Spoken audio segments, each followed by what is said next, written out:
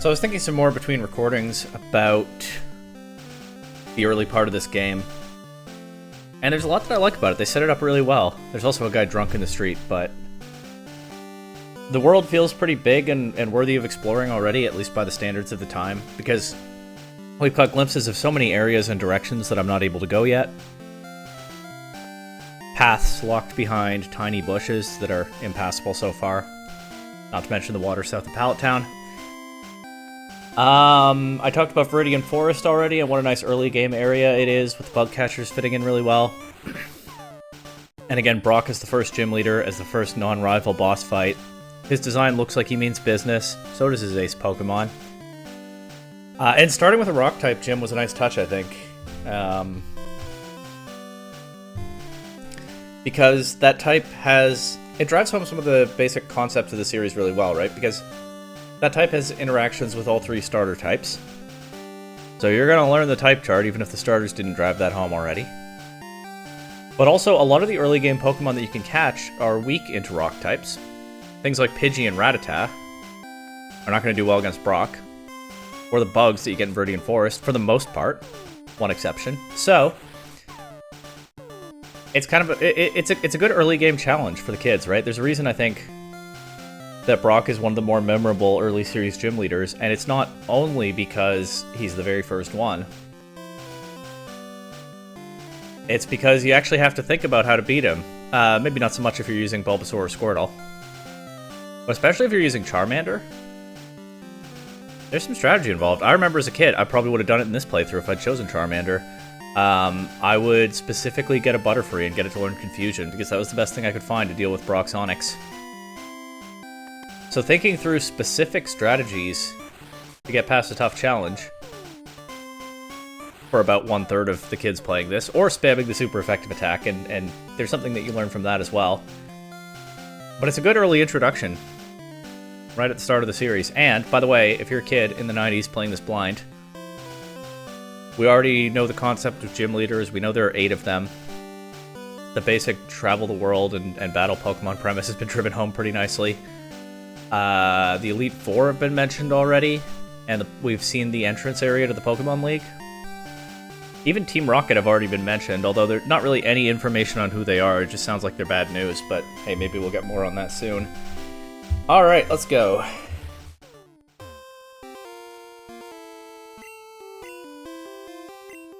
I appear to be very gifted as a Pokemon trainer. Oh. Did I read this dialogue earlier? There are all kinds of trainers in the world. You appear to be very gifted as a Pokemon trainer. Go to the gym in Cerulean and test your abilities. Well, alright, Cerulean is the next stop, I suppose. The team, of course, is Red the Bulbasaur. And Ash the Pikachu. I love that Pikachu sprite. It looks so different from that Pokemon's design now, but very charming, that's for sure. I'm going to move Ash to the front for now. Time to start training more than one Pokemon. Does this guy have anything to say? Just that I thought, your Pokemon champ material. Yeah, he took one look at me and he knew. Alright, the first thing I want to do, actually...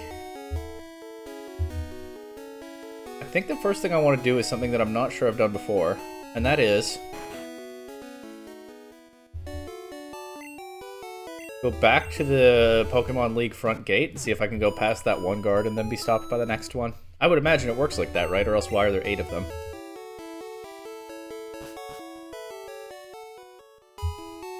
So if you bear with me, let's head on down through Viridian Forest one more time. Actually, I'll come back here later. I can do it then. Right? When I can have repels and cut and stuff.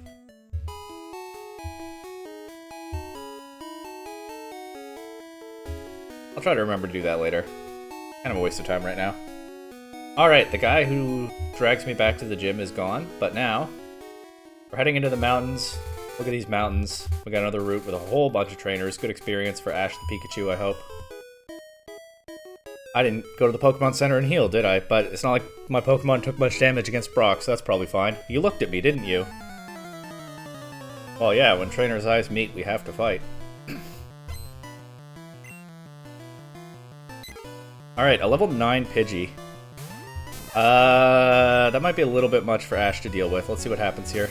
Stand attack. Immediately miss the first Thunder Shock, and I immediately get scared and switch. That's fine. Good old switch training, right? Just spamming Sand Attack, so I'd like to land a Leech Seed if I can. Okay, good. This is not super effective, of course, because it's a normal type attack. We covered that last time.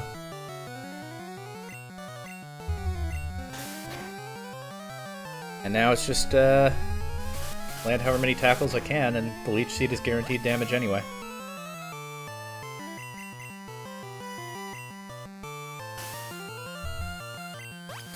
So I've already started missing, but I'll still win this. It'll just take a bit longer.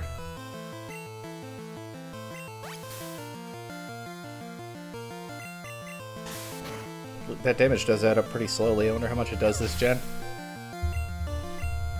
But we're fine. We landed another tackle. Ash leveled up. I think there's still some more bug catchers with cocoons. Can I land a Leech Seed now without switching again? Nice. I think there's still some more bug catchers with cocoons along here, so Ash might get some free wins against Pokemon that can't attack. Pretty funny that that's a thing at all, but it is kind of useful for early game grinding.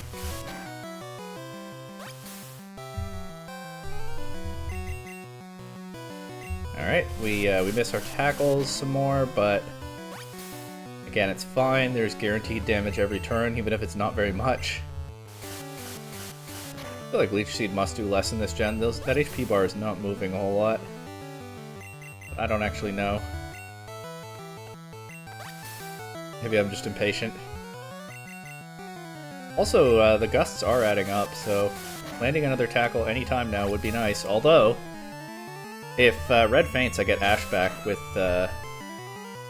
full accuracy, land a Thunder Shock. That didn't happen here.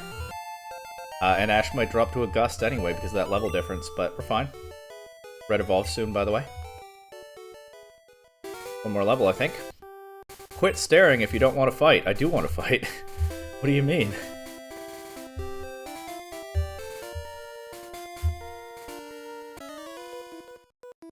Hey, I met you in Viridian Forest. Oh yeah, I always forget about this guy, but this is a nice touch. The implication that this is one of the bug catchers we saw earlier. Just gives the world a little bit more object permanence. I don't know. I like it. I'm gonna try. Okay, I shouldn't have tried. Ash, you tried your best and failed miserably. The lesson is never try. Red's getting worn down though, so let's go for another Leech Seed here. I would like this Caterpie to switch to String Shot for a few turns. That's, yep, good. And get some recovery here. Now we go back to tackling. I could lose this. But we'll see. My tackle does a lot, though.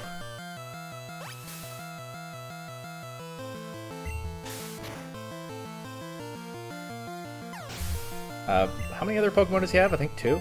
Ash grew to level 5, so good level ups already. Okay. I'm just gonna stay in here, not let Ash get poisoned. Keep going for Leech Seed recovery because, again, Red is actually getting worn down. We see a String Shot fail there. Doesn't matter that much, but I guess we take those. Oh, 2 in a row. Leech Seed is kind of coming in clutch here, actually. But also, as soon as level 16 arrives, it should be a little bit harder for this Bulbasaur, if I can call it that, to get worn down anyway.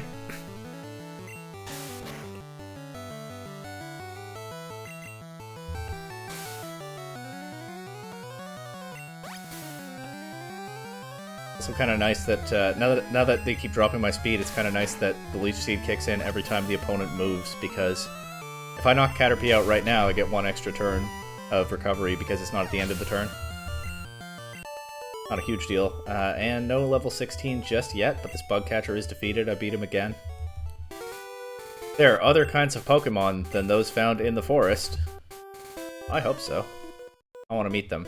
Hi, I like shorts. They're comfy and easy to wear. Let's go. We found him.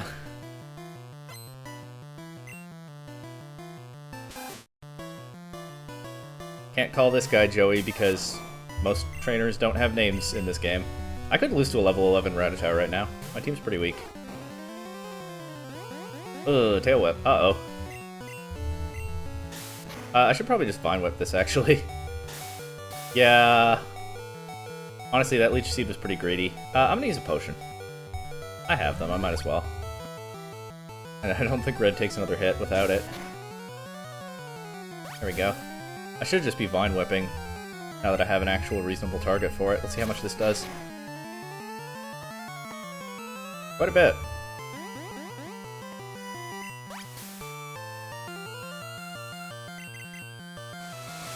Ooh, quick attack. Uh-oh. Okay, but we're living. I might go heal after this battle, if I win. I think he has another Pokemon, right? Oh, Ash didn't level up this time. Oh, Ekans. Ekans is kind of scary in early game, Gen 1. Let's see if we get a look at why. Leech Seed ought to help a lot, though, genuinely, into an Ekans. It's just spamming defense drops. Honestly, I might want to sack Ash here, just to reset those drops on Red. Alright. It's so weird that Pikachu doesn't even have its own party sprite in this game. You know what? I can switch train here. They didn't attack? I don't have to sack Ash. Back to Red. But now, without all those defense drops, although the Ekans can keep spamming Leer if it wants. Okay, Poison Sting is fine. Red can't get poisoned. Go for Tackle here. I didn't do very much. Okay, dodging Leer is pretty big. I think I'll definitely heal after this if I win. And I'll probably win at this point. There it is, Wrap. Ah, they missed. Okay, well, I'm sure we'll see that soon. That move sure... Moves like Wrap and Bind and Fire Spin certainly are different in Gen 1.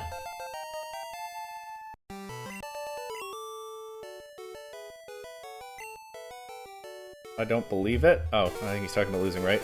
Are you storing your Pokemon on PC? Each box can hold 20 Pokemon. Somehow that dialogue was not as memorable as the shorts thing. But I am storing my Pokemon on PC, thanks for asking.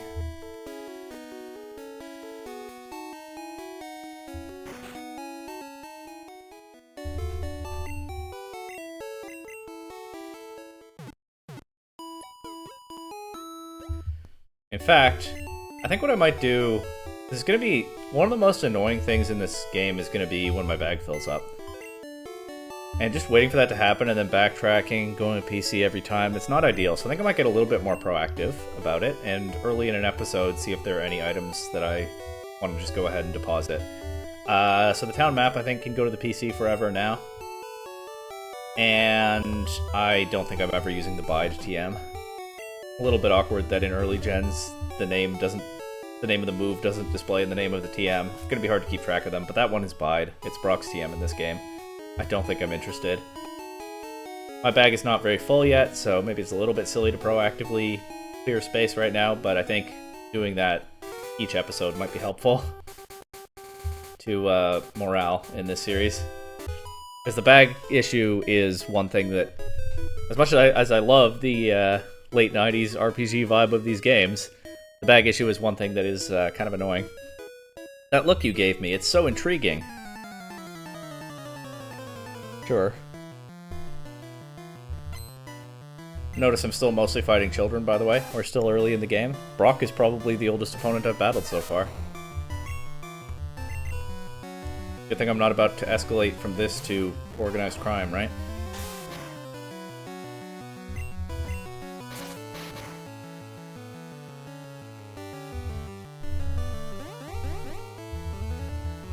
Vine Whip has 10 PP for some reason.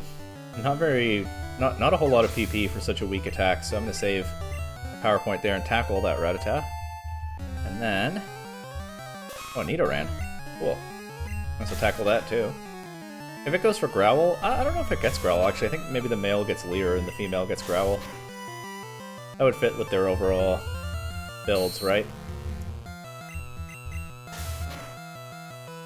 This, by the way, the only generation where Pokemon don't have gender values, so they created a gender difference anyway, and the way they did it was split them into separate species. Sure has aged weirdly now, but Yeah, Pokemon gender values are not added until Generation 2. Anyway, first evolution of the playthrough. Oh, I know this is going to be a good sprite. Look at that Ivysaur. I can't think of another time I've seen it in that pose.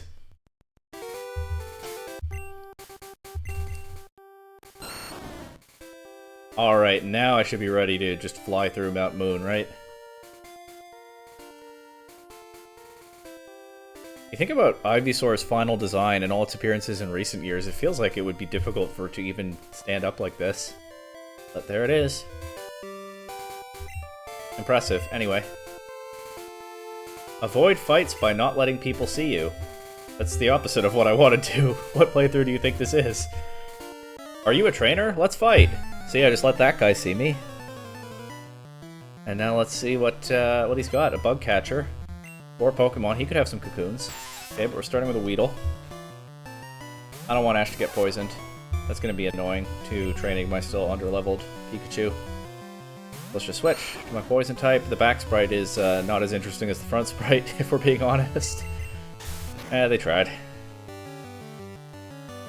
That almost won. Oh, it was a crit. Okay. Yeah, definitely getting stronger already, huh? Level 7. Good. Kakuna. Alright, I'm going to switch back to Ash for this. It's probably not a lot of experience from a Kakuna, but I mean, I'm going to take the free win, right? Ash can finally knock something out.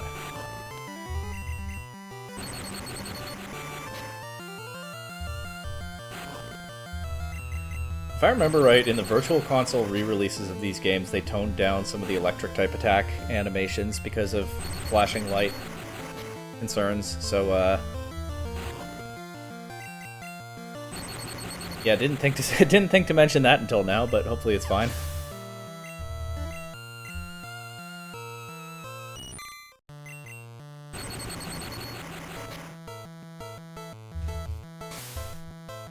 Caterpie, and then I'm hoping his last Pokemon is Metapod. Let's just see if Ash can sweep from here. A Para would be nice, obviously. Oh, or a crit. And a Para. Oh, now we're gaming. This Pikachu might have Plot Armor like the real Ash's Pikachu. That's another crit. I mean, it's speed-based, right? So Pikachu is going to have a higher crit rate than a lot of Pokemon. Also, it might be relative speed. I don't actually know the crit formula in Gen 1. I don't know if the Para made it more likely that I would then crit it. There are a lot of weird mechanics that I know exist, but I don't necessarily know how they work. But yeah, we should be able to just sweep this Metapod, no problem, because all it can do is Harden. Nice Para, again. Alright, Ash got some levels under his belt, now he's starting to go crazy. You love to see it. Full Para. Not that it matters, this Metapod can't attack, and Harden is useless against Thundershock. It makes no difference at all whether the Metapod moves or not. Welcome to Gen 1 Pokemon. But a full Para is still kind of fun to see. If I had new Pokemon, I would have won. If a Pokemon box on the PC gets full, just switch to another box. Okay, solid advice. Let's obviously jump down here and battle this guy. Hey, you're not wearing shorts! Wow, I'm a rebel. Spearow. Level 4. Oh, level 14. Well, I'm down to try this. It's going for Peck. That is a flying type attack. It still did a lot, though. Wait, and then... I was gonna say, is it dangerous to switch my Ivysaur in on this? It's actually fine, I think, just because Ivysaur is pretty strong for this area. In any case, it goes for Growl. Doesn't even connect. And then I get another crit Para. Let's go.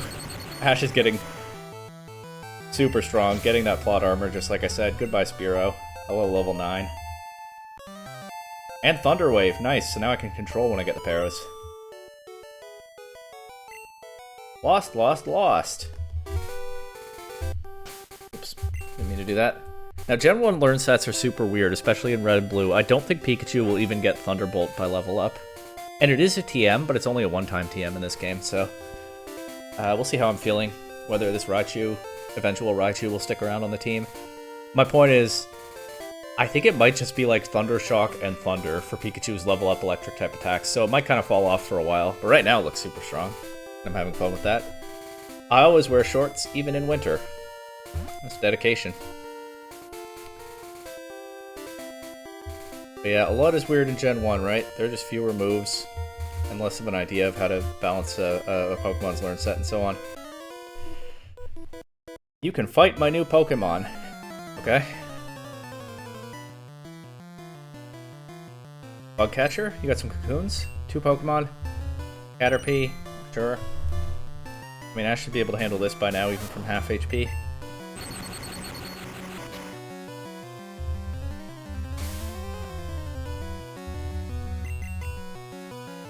Especially if it spams String Shot.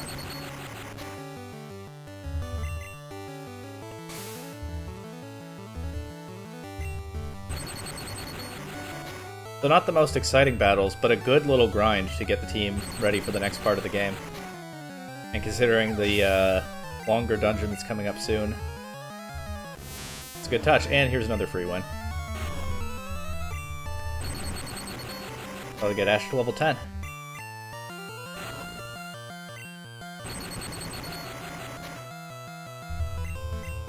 I'm actually running out of Thunder Shocks. But there's a...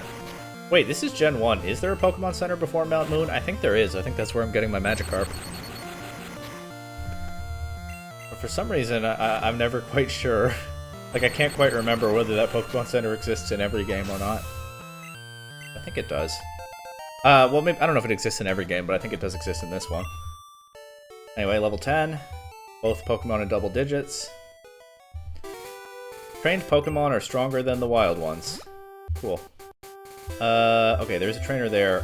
I remember this trainer. There's a trainer in Mount Moon who has like a level 14 Clefairy that's kind of tricky because it goes for Sing. I think this trainer might have something similar. Let's see. I think I remember her for some reason. Eek! Did you touch me? That dialogue could be the reason, but I don't think it is.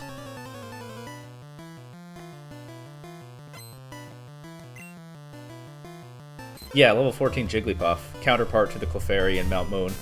Not super difficult battles either one, but they both can be a little tricky. I'm gonna Thunder Wave this, and then probably switch and Leech Seed.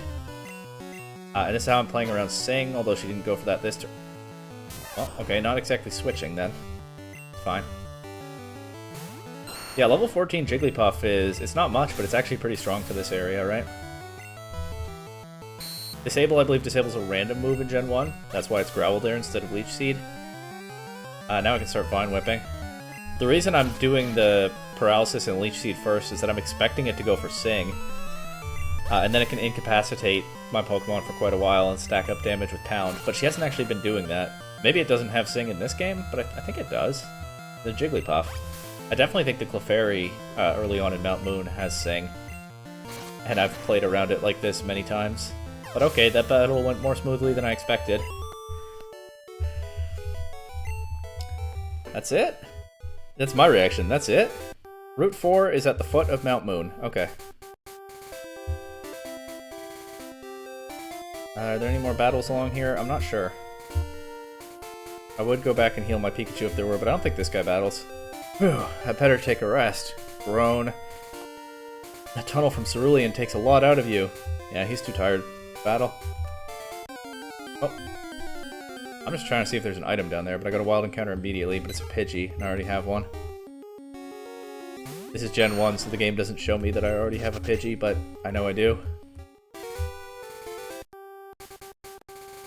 Nice little terrain here with these ledges, really showing that the elevation is increasing as I go up to the mountain.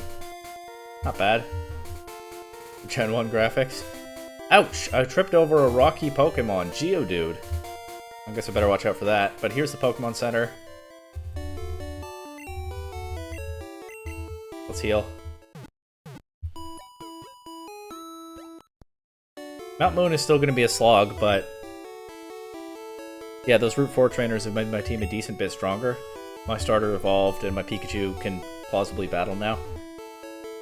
If you have too many Pokemon, you should store them via PC. I have 6 Pokeballs set in my belt. At most, you can carry 6 Pokemon. Does anyone else remember in the early anime when Ash caught Krabby and it was his 7th Pokemon? And the Pokeball just automatically disappeared from his hand and he freaked out not knowing what had happened until he learned that in that universe, the implementation of the 6 Pokemon limit is That's what happens if you get a 7th Pokemon. It just automatically to Professor Oak's lab, or whatever the equivalent would be for another trainer. Because of that episode, that was always how I pictured it in the games, too. We'll get there, of course. Team Rocket attacks Cerulean citizens. Team Rocket is always in the news. That's the second mention of Team Rocket. It's still pretty vague, but they still seem like bad news. And this guy gets a name for some reason, but his name is Man. Hello there, have I got a deal just for you? I'll let you have a swell Magikarp just for $500. What do you say? I was gonna try to give him like a sleazy salesman voice, but I got really thrown by his first line being, hello there. Hello there, I got a swell deal. Whatever. Yeah, obviously I'm buying that fish. That sounds like a great deal. Do you want to give a nickname to Magikarp? Yes. So, look at that party sprite. That's not even a fish. At least I don't think it is. So honestly, my first thought, because I did think about this one between recordings, honestly my first thought for a Magikarp nickname was James, because famously he had one very briefly early in the anime that he bought from that salesman. When I try to think of other notable Magikarp or Gyarados trainers, there's Lysander, because his ace is Mega Gyarados. There's Lance, because he tends to be associated with the red Gyarados, but if I want to catch a Dratini later, which, I don't know, maybe I do. Maybe I want to save Lance for that. Misty, honestly, is the most obvious answer. Surprised it wasn't in the first two I thought of. She's pretty closely associated with Gyarados in some versions. Or I can name it Salesman, after the Magikarp Salesman. Honestly, when I was thinking about it last night, I thought, that's ridiculous, I won't do that. But now that I've said it out loud, I find that amusing enough that I think I will. That famous Pokemon character, the Magikarp Salesman. Let's go. Oh, I guess I should have named it Man, because because this guy's name is Man in this game. More work for the name raider? Probably not. I think Salesman is a more amusing name. Well, I don't give refunds, you don't say. Salesman is at level 5. Magikarp, of course, learns Tackle at level 15. So right now it only knows Splash. That's gonna be fun to train. But honestly, here's the trick. The Magikarp Salesman is presented like a scam artist, and yeah, I mean, Magikarp is super common. So it's kind of scammy, because I could just go get one without paying $500 for it. But $500 is not very much money, and it is hard to train a Magikarp, but once it hits level 20, it is genuinely well worth it. I'm going to worry about training this later, though, because Mount Moon is going to be a slog. Let's just focus on Red and Ash for now. I also don't have any repels, so Mount Moon is really going to be interesting. Mount Moon Tunnel Entrance. Let's go. Let's just deal with this Clefairy right now. This is, again, the most memorable opponent to me in this first area, because I've had trouble with the Clefairy in some playthroughs. I mean, generally when I was younger, but a level 14 Clefairy with Sing is actually kind of a tricky opponent for this point in this game. What? I'm waiting for my friends to find me here. She's lost, and she's waiting in a sensible area near the entrance, and not just wandering off. Good thinking. Good responsibility. Decision making under pressure. She's going for Pound. Is she not going to go for Sing? Oh my god, that did so much. Is she not going for Sing either?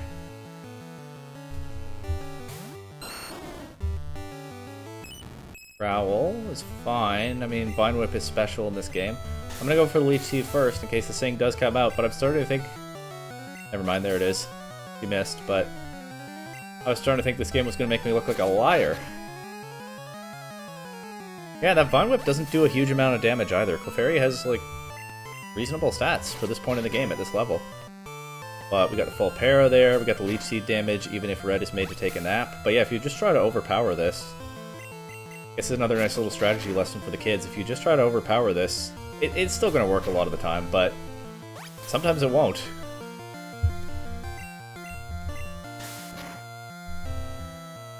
Alright, well, there goes that. Nobody else is super memorable on this floor, but we'll go battle them all anyway, of course. I lost? I heard there are some very rare fossils here. She's lost, she's waiting for her friends, and now I've left her without a Pokemon. Well, she chose to fight, or was compelled to because we're trainers and our eyes met. Anyway, I have no idea what this guy has. Suspicious men are in the cave.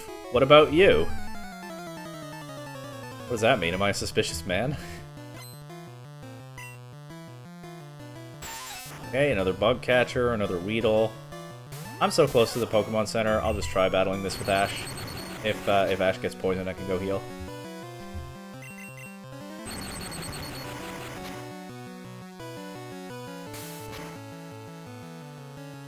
And that is what happens. We can knock out this Weedle first, though.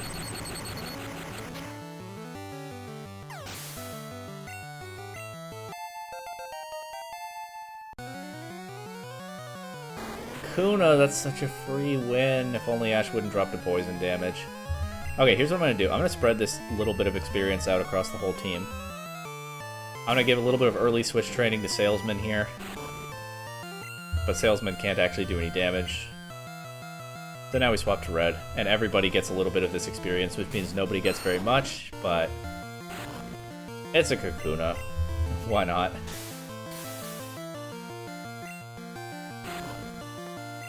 Actually, I can sack Ash so that the experience is only split 2 ways.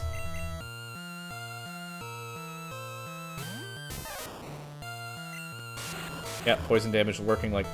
Wow, that's 1 point of damage. I wasn't expecting that. Wait, with the Leech Seed, I guess Ash actually just wins this. Never mind. Now that works too. Thunder Shock should be quicker than Tackle when the Kakuna keeps boosting its defense. Why is that only 1 damage? What Gen 1 mechanic? What kind of Gen 1 weirdness is that? There's so much weirdness in these games, and I know a lot of it, but I don't know all of it. But yeah, okay, so much for sacking Ash. Poison damage is quite a bit less than I expected.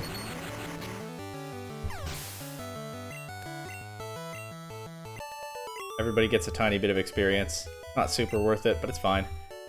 And let's already go heal. I saw them. I'm sure they're from Team Rocket. So many mentions of Team Rocket now. And hey, they attacked Cerulean, which is our next destination, so they're probably in the area. Oh, look who it is.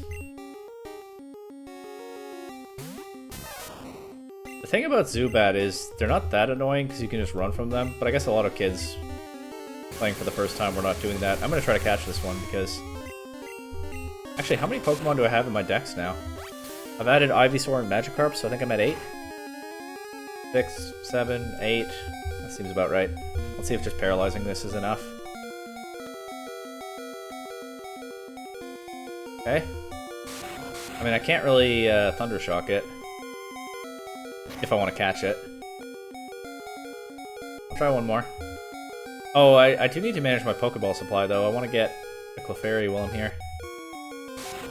Because, of course, that's the rare encounter for Mount Moon.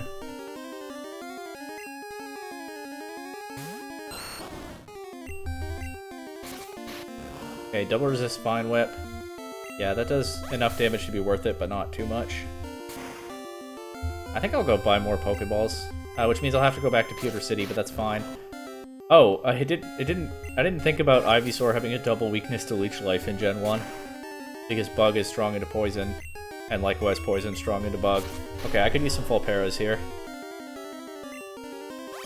Ivysaur is so broken in the early game, but I forgot about this specific issue that it has. I'm gonna try a Tackle. Speed things up, but hopefully not so much that we just KO it early. Okay, perfectly timed Fulpera.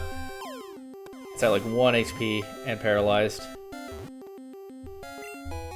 Zubat was caught. Forms colonies in perpetually dark places, uses ultrasonic waves to identify and approach targets. Zubat's a cool Pokemon too, I like its design. That is a ridiculous party sprite for it, but yeah, it's a shame it was so hated by so many kids. I used to read... Nowadays, because we're so far removed from this being current gen, I don't see this kind of discourse anymore, but I used to read online, like, what Pokemon do you hate most? And people would always go, I hate Zubat.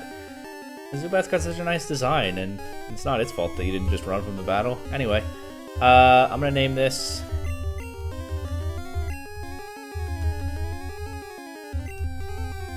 Janine, after the Gen 2 Fuchsia Gym Leader. Alright, I'm gonna go heal and deposit Janine. Actually, I'm a little bit tempted to use Zubat for one specific reason. But I don't think I will. I don't think it quite fits what I'm going for with this party.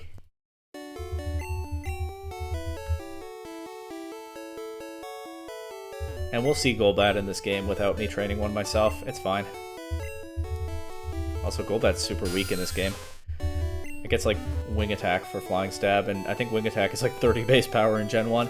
And now, unfortunately, I will backtrack to Pewter City because I do want to buy more Pokeballs. Just in case. That's not too long a trek.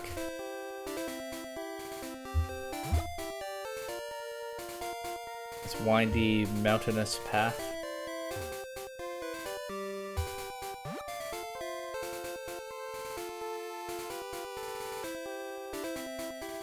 Not the worst route design in this game.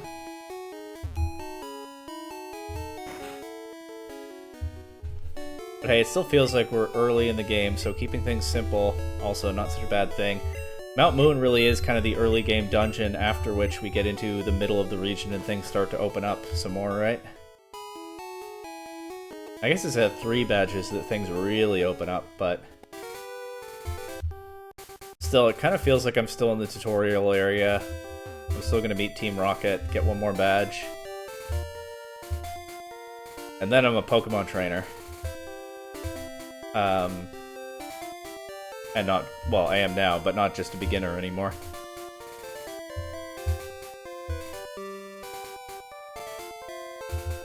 Gotta prove myself in this one first cave. So, let's get right back in there.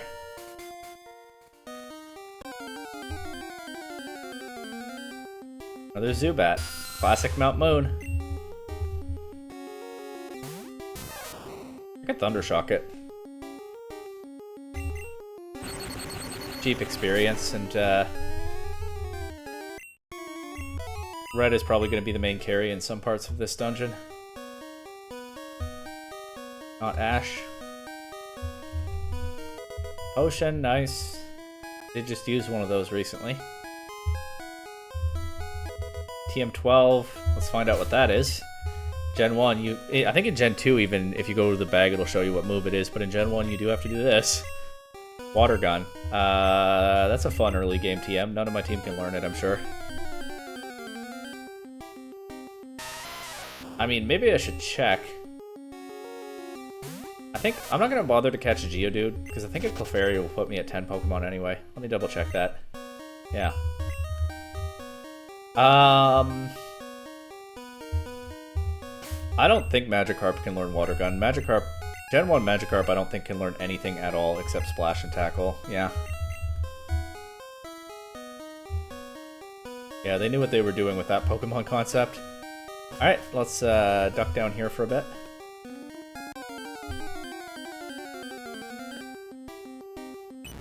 That was quick. Let's go. Still have to catch it, of course.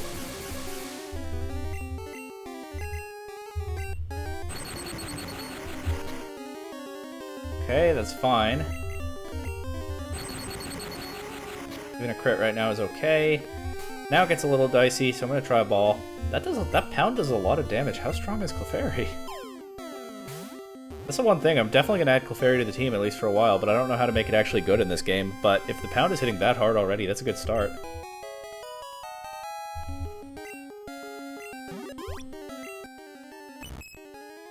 Its magical and cute appearance has many admirers. It is rare and found only in certain areas. Once again, special rare encounter early in the game, and they really hyped this one up too. Back in Pewter City, people were like, did Clefairy come from space?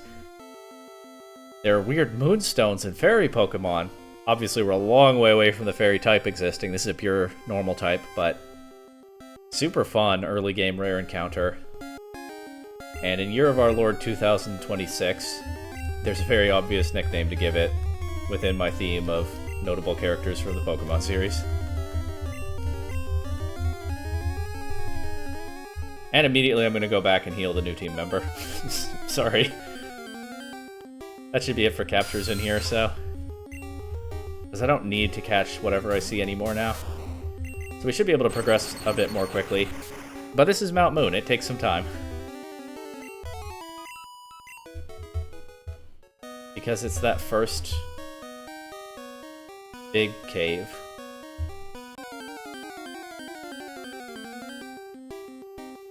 And yeah, running into a bunch of Zubat, I'm surprised a little bit at how many Zubat and how few Geodude I'm seeing so far, but that is super cheap experience for Ash, so...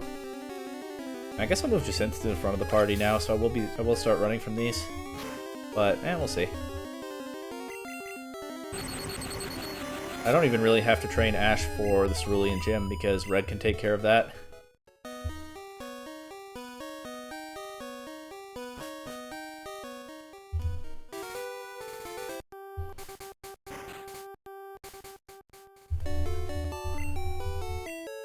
Look at that, a team of 4 already. There are definitely going to be some changes to this team as I play further into the game. And like I said, I knew I was going to go for a Clefairy and a Pikachu. Those were the first two I thought of for special encounters in Gen 1. But I am going to be largely winging it pretty soon.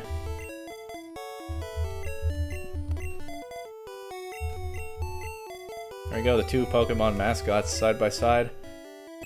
Synth here is at level 9. Your normal type, of course, with Pound and Growl. Okay.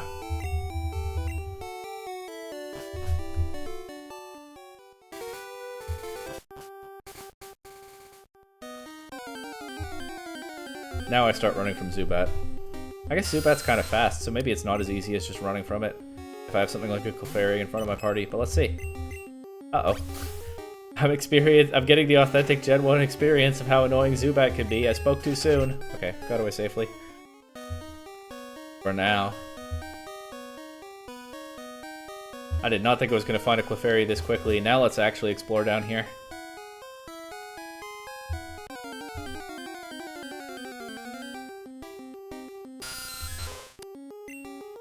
Level 10. Getting stronger.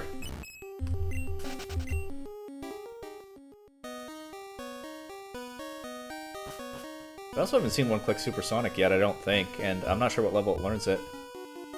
Anyway. This guy sure looks weird. We, Team Rocket, are Pokemon gangsters. Well, there we go. Finally a very clear explanation of who Team Rocket are. You know this guy means business because he's carrying a whip. Although this is Gen 1, you'd be surprised how many trainers are if you haven't played these games. Alright, let's just go ahead and deal with this Sandshrew. Great. Love accuracy drops. Okay, it's fine so far. Obviously that one-shots. Rattata. I'm just gonna try staying in and Vine Whipping.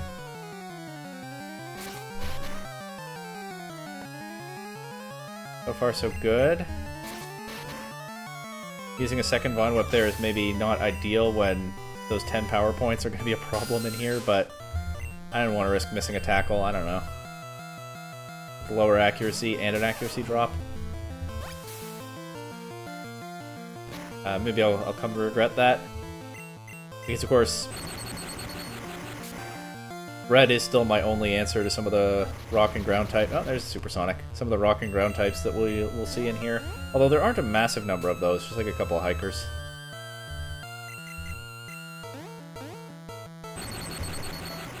But Clefairy, Pikachu, and Magikarp are not doing anything to Geodude and Onix, right? So it goes. Welcome to early Pokemon. I blew it! Darn it all! My associates won't stand for this. Alright, quite an introduction to Team Rocket. Maybe we'll see his associates soon.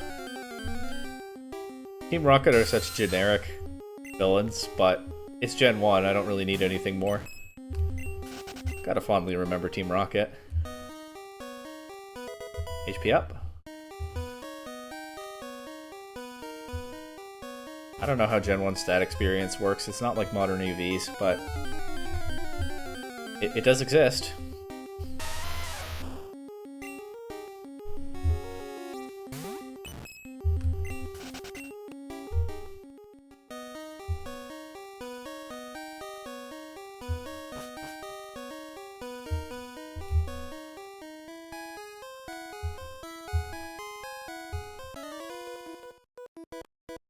What? Oh, that's not a question mark. That's an exclamation mark. Okay. What? Don't sneak up on me. All right, super nerd. And that hits harder when these guys don't even have names. This guy's whole identity is just super nerd. This is not a steel type. There is no steel type. I could try pound here.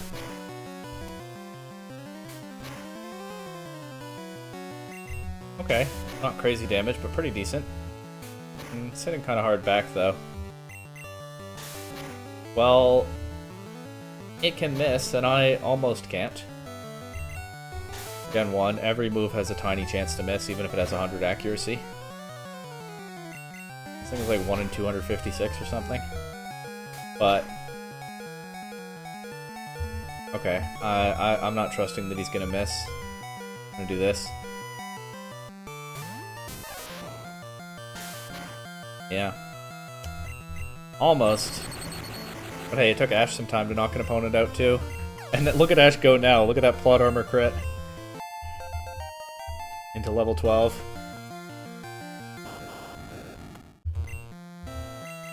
Not gonna Thundershock a full health electric type. Also, is Sonic Boom in this game? Is this Voltorb dangerous? I mean, Screech is kind of dangerous too. A 2-stage stat drop this early. And Voltorb is crazy fast. I'm actually surprised that Red went first there. Voltorb is like 100 base speed, isn't it?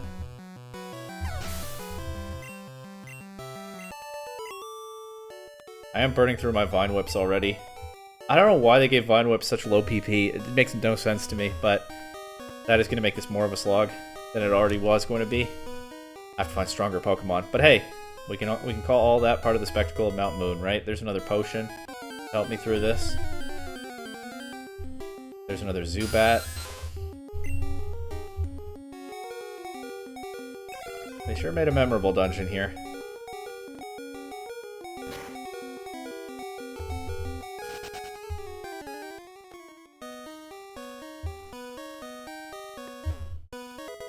Rare candy. As a kid, I always heard the thing that if you just use rare candies to level up your Pokemon, they won't be as strong as they were if you leveled them up by battling.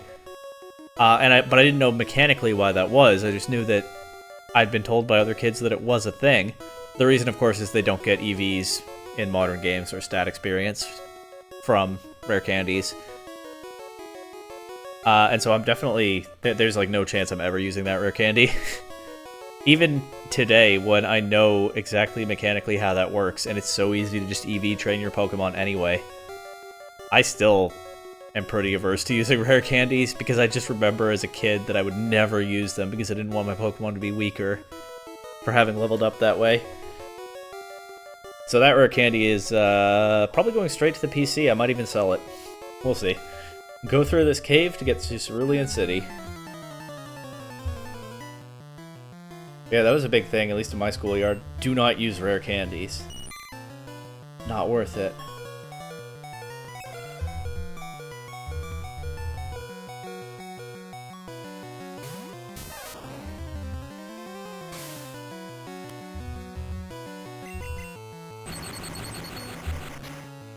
I guess Thundershock PP can be an issue too, just because it's the only attack that Ash has right now. Hopefully there's like a quick attack or something coming up soon. Although even then, that's a lot weaker than Thundershock. Let's go to level 10. This would be a free win for Jacinth if I switched back, but I honestly just don't want to take the time for that, considering Pound is physical.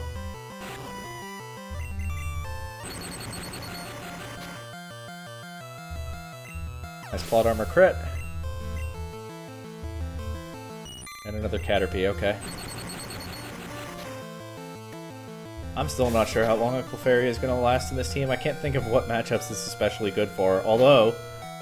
Hey, it can learn a lot of TMs. Actually, I could probably teach that Water Gun TM to Jacinthe right now, and actually that might not be a bad idea, because what else am I doing with a Water Gun TM? It gives me another way to beat the Rock types. That actually might be a good idea. Let me see if I can do it. Yeah, Clefairy can learn Water Gun. I'm not going to commit just yet. Wait, why not? What else am I doing with a Water Gun TM? Let's just do it. I mean, I'll get Surf eventually, and any kind of water type is going to be better off learning that, including Gyarados. Oh, I could save Water Gun for Gyarados, but, like, why? Surf's not crazy far into this game.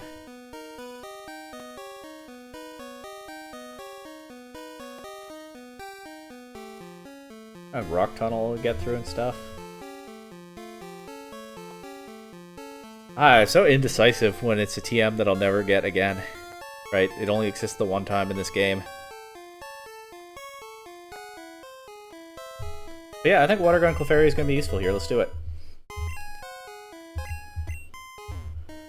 Alright, sorry to ignore you for all that time there. Zubat is tough, but it can be useful if you catch one. Alright, cool. Escape Rope. To this day, in games with escape ropes, I try to keep one in my bag all the time, even though it's been a long time since I was a kid and actually got lost in some of these dungeons. Which is to say, I'm not going to use that escape rope because I want to keep one in my bag. If I get a second one, I'll consider using that if to get out of here quickly.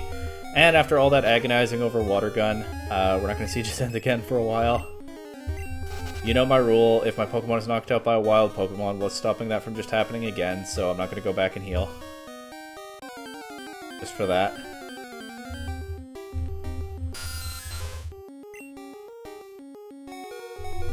Oh, Ash is low too. I don't know if this one-shot's a level 10 Zubat, let's see. Nope.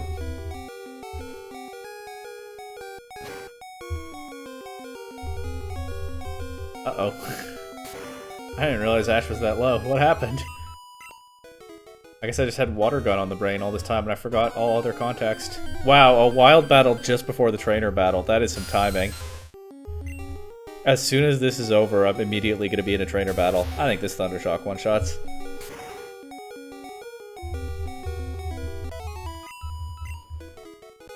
Yep. Wow, it's way bigger in here than I thought. Imagine, a trainer steps right in front of you and then you just stand there while they take on a wild Pokemon that appeared. Then it's time to battle. I remember this trainer, she has an Oddish and a Bellsprout. I have the stronger Grass and Poison type, so hopefully we'll be fine.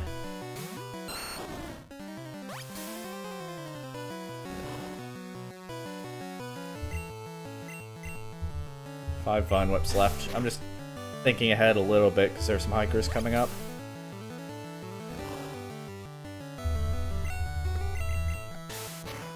I think grass types are always immune to Leech Seed, right? So even in Gen 1, Leech Seeding this is not an option. If I had Sleep Powder, it would be an option. Or Stun Spore, not Poison Powder because it's Poison type. But I think Leech Seed, grass types have always been immune to. Nice Bellsprout sprite. Big fan. Also a big fan of how much damage that Tackle did. Growth to increase the special stat. Oh, I've not even mentioned, I mean, it's a well-known Gen 1 quirk, but I've not even mentioned yet that special attack and special defense are one stat called special here. So moves like Growth and Amnesia are a bit more busted than they are in later gens. Amnesia Mewtwo went crazy in like Gen 1 Ubers, and Amnesia Slowbro is the only plausible answer to it. How do you get out of here? Good luck.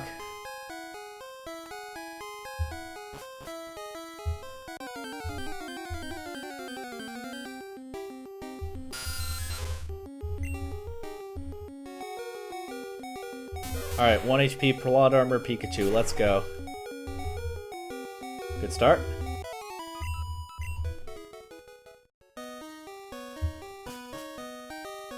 Oh, look who it is. We're pulling a big job here. Get lost, kid. And that big job is what? They're just wandering around looking for fossils? Honestly, is that even a crime? But okay, they're pulling a big job here. This is going to take a Thundershock, so Ash will probably go down swinging here. Unless plot armor crit. Oh, plot armor crit, but not quite armored enough. You know, I'm going to switch here. No need to sack Ash to confusion. This thing will drop to a tackle. Oh. Didn't consider that possibility. Well, let's just break through. Oh, right, the leech life is targeting a double weakness as well. It actually healed quite a bit. Alright, Red, I need you to break... Okay, so here's what we're gonna do. Did so much. I might lose to the Team Rocket. We're gonna sack Salesman to get Ash back on the field. Sorry, Salesman. Desperate times, you know?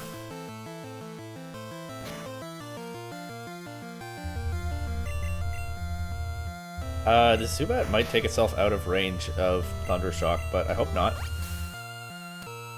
I have gifted it a lot of recovery, though. Oh, no, it's gonna recover so much. It's fine. Plot armor crit.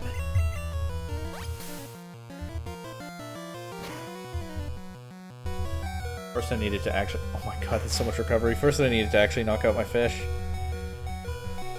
Didn't think you'd see Splash gameplay, did you?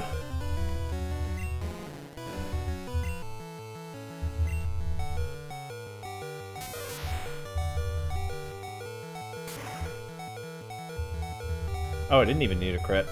Nice. Ekans. We're gonna go for Paralysis Leech Seed strats. Thunder Wave. I can definitely lose to this Ekans. Wrap. Okay, we don't get to see the true power of Wrap just yet, as it one-shots Ash from 1 HP there. I could use a potion here. I'm just gonna Leech Seed first, because I think if I don't land this Leech Seed, just sitting here for a while is not that useful anyway. But I am gonna use a potion now that the Leech Seed is connected. And I'm a lot better positioned to win this. Alright, here we go. Wrap. It does that, right? A little bit of damage. But we don't see the residual damage at the end of the turn. Instead, I can't even move while I'm wrapped. It's just multiple turns. This is why I badly wanted a Leech Seed on this Ekans. It's just multiple turns of it attacking me for a tiny bit of damage and me doing nothing. That is how moves like Wrap, Bind, and Fire Spin work in Gen 1. It's super annoying early in these games. And that's why when I see an Ekans, I'm like, uh-oh, Para, Leech Seed.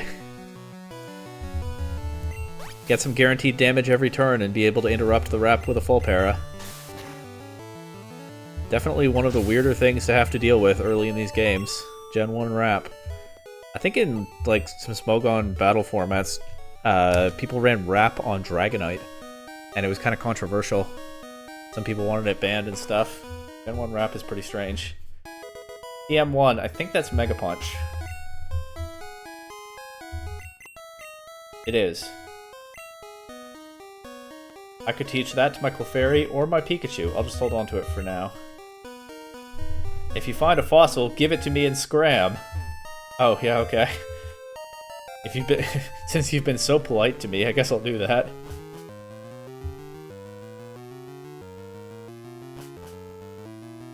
Alright, time to go heal. But hey, I've made some progress. I've almost cleared this first area. And uncovered a big job that Team Rocket is pulling along the way. I might as well take this cheap experience, right? Fine Whip PP doesn't matter when I'm on my way to heal anyway.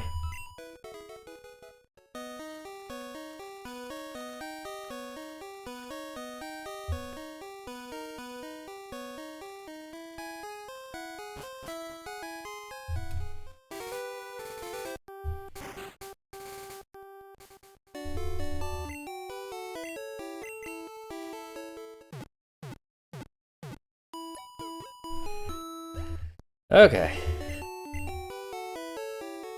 And right back to it. Let's go. I am looking forward to being able to buy repels soonish. But I guess it's appropriate.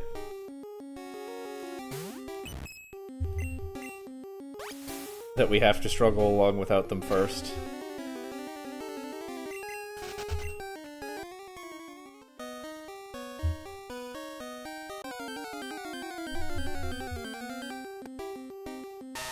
You know what? This is cheap experience now. Let's do it.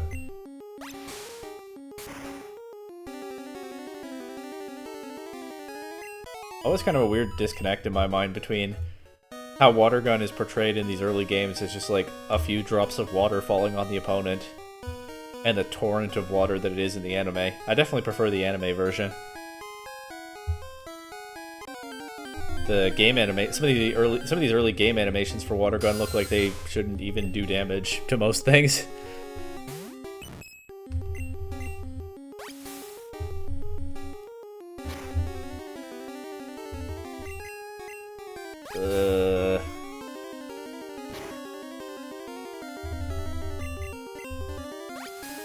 Well, if Sense gets knocked out by a wild Pokemon, I don't go back and heal for that, so not the end of the world. Didn't happen here, though. That was a quick encounter. Another Zubat. There we go. We're getting that authentic Mount Moon experience. Early on, I was like, I don't know why people were so annoyed by that, but we are actually getting a good look right now. Of course, it would be very different if I hadn't found a Clefairy so early, so kind of a double-edged sword there. Did you come to explore, too? Because Pikachu is fast enough to run from the Zubat for sure, plus you can just one-shot them instead, most of the time.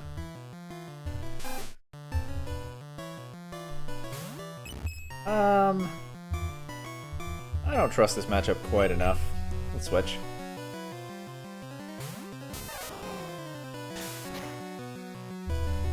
That did a fair bit of damage. That did more. It didn't KO, but then we dodged a Tail Whip. Nice. Pikachu is critting all the time, and I'm joking about plot armor, but I think it is Gen 1 speed mechanics that I don't fully understand, but I know exist. But yeah, pretty broken, huh? I say that and we get crit back. Well, what can you do?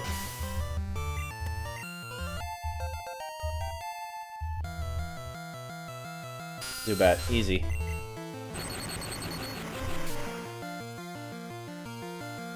Ooh, still doesn't quite one-shot at level 10. That's fine. Leech Life is a very weak attack unless you're targeting an Ivysaur. Or you're playing Gen 7 or later. By a youngster. I think he said something like, losing sucks, but I accidentally skipped over it. I came down here to show off to girls. Where are the girls? Where'd they go? Alright, let's try this water gun against a hiker. Unless the Zubat knocks out my Clefairy first. Nah, level 7, that's not gonna happen. Unless it does.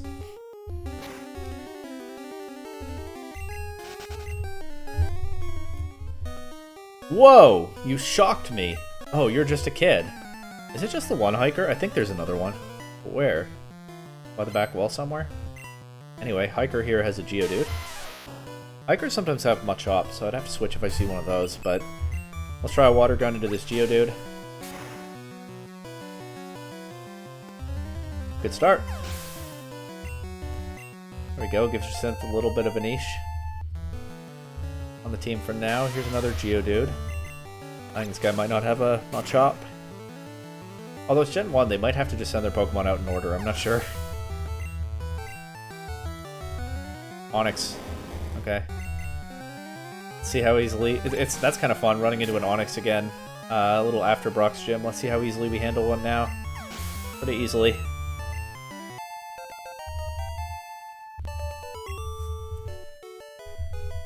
Now I've definitely shocked him. Yeah, he said, wow, shocked again. Kids like you shouldn't be here. Oh, what are you going to do about it? I guess there's only the one hiker. Moonstone already. I could evolve my Clefairy. I don't think I should, because I believe... Well, not I believe. I know this is Gen 1. Pokemon that have evolved with stones get, like, no level up moves. That's the trade-off. I'm just gonna look up what Clefairy gets in red and blue.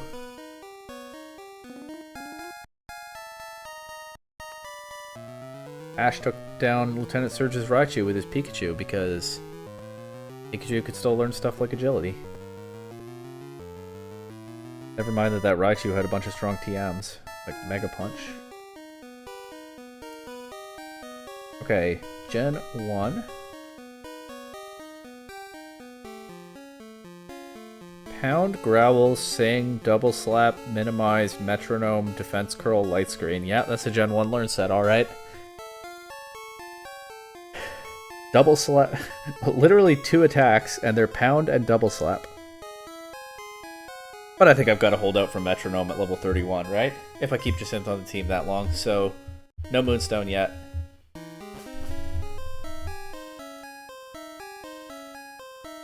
What am I gonna have? Am I gonna train a Clefairy and not teach it Metronome?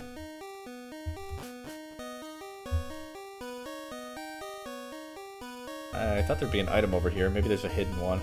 I feel like in Fire Red and Leaf Green at least there's an item there. Paris, hadn't encountered one of those yet. I don't need to catch what I see now, but it's sort of a neat Pokemon for this area, if you ignore how weak it is. Super creepy design, of course.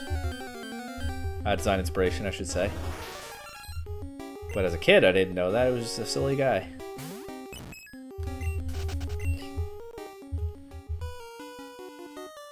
Little kids should leave grown-ups alone. Well, you're a trainer, so we have to battle. That's how it works. Raticate! Oh, it's this guy. For all my talk about how memorable some of these NPCs are, I'd actually kind of forgotten about this guy. But yeah, Raticate is no joke for this early in the game. Let's just try a Vine Whip. Raticate with Hyper Fang. That did a lot of damage! A crit. But hey, independent of the reason it did a lot of damage, it doing a lot of damage is a problem. I'm gonna go for Leech Seed. Maybe it's not worth. But I don't think Red is winning this, so someone else is gonna have to win this. And maybe the Leech Seed will help with that. And the problem is you don't take a hit, you don't get the Leech Seed recovery. I'm gonna try to get a Thunder Wave now.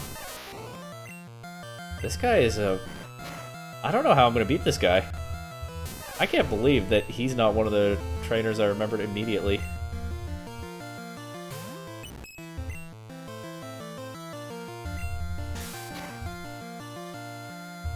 Honestly, I should be going for Growl, not Pound, because Growl's just not going to do enough damage. Alright, I'm actually worried about this. I'm going to use a potion instead of just letting myself lose this one. Because if I come back, maybe with Red in the lead, honestly, I'm still not that much better off. Ah, that did so much. Did that just wipe out the whole potion? There's my last potion.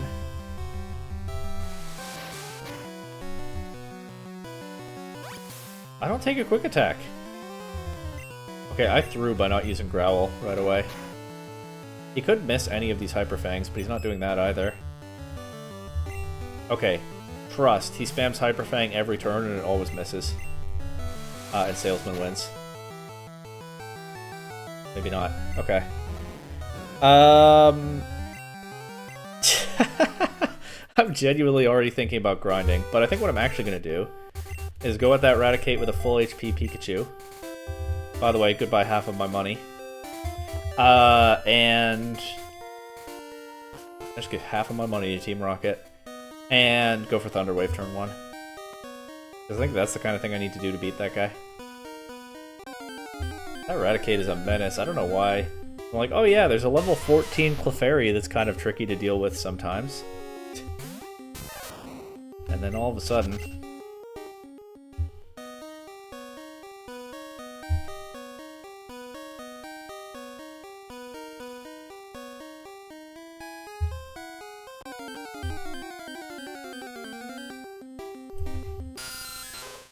Well, you know what? This is at level 11. I think it takes a Thunder Shock. I'm gonna run. I'm serious about that full HP Pikachu. It might matter.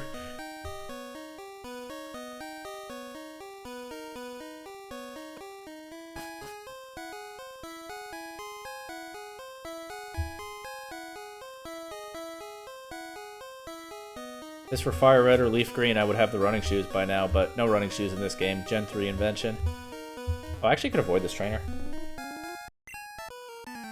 But that's a weak option. Anyway. Running would boost the encounter rate anyway, I think. I think it does that. Alright, Thunder Wave. And if I get through this turn, I probably just spam Growl after that. Okay. Yeah, I might just not be able to beat this guy right now.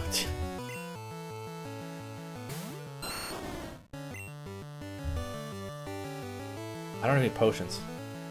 Okay, actually, I think I'd rather bring Jacinth in first. I'm gonna sack Salesman.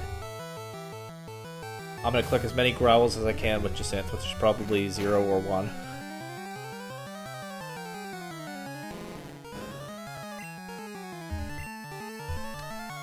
I brought the wrong Pokemon in by mistake. Okay, can't fix that now. So I sacked Salesman for literally nothing. I don't know if you could hear that, but I did an actual facepalm when I realized what I'd just done there.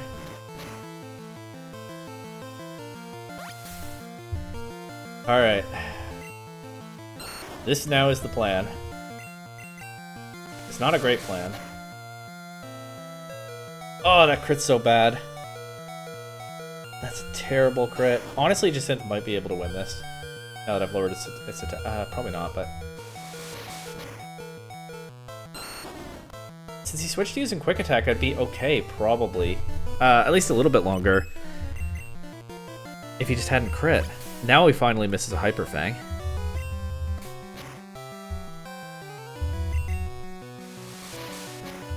This kid from Pallet Town is starting to face the harsh reality of fighting the mob, I'll tell you that. Okay, but the Growls are actually coming in handy here. Tail Whip, but he misses. Is Jacinth gonna win this? It could happen, folks.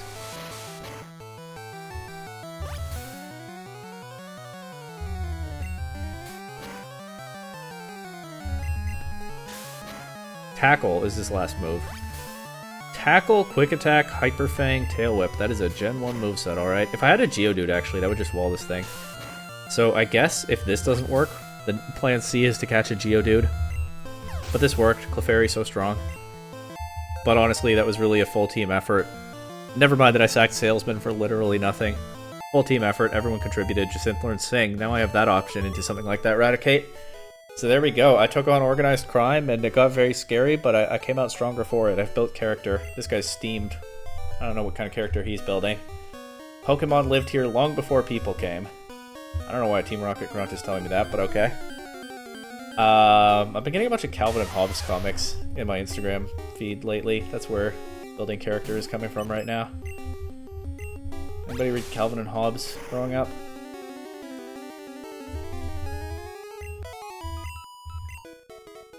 Oh, we took down the Raticate. That feels like a greater accomplishment than beating Brock, that's for sure. Now I better go back and heal, and then there's a little bit more Mount Moon still ahead. But we're getting into the home stretch, and this team is getting stronger all the time.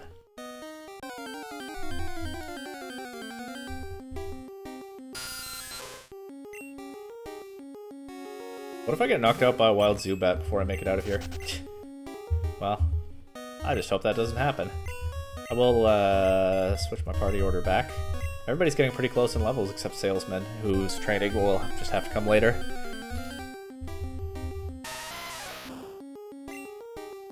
So yeah, Geodude would kind of wall that Raticate, although honestly, I wonder how much a Hyper Fang crit would do to a not very trained Geodude.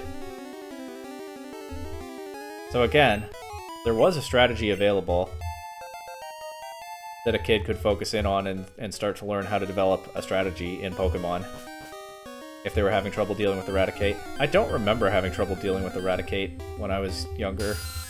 Like, I think there's a reason I wasn't... There's a reason I was so focused on that level 14 Clefairy. Hey, I have one of my own now. But I did not remember, oh, there's this nightmare Eradicate. I guess somehow I just avoided trouble with that one. I don't know. I've got no explanation.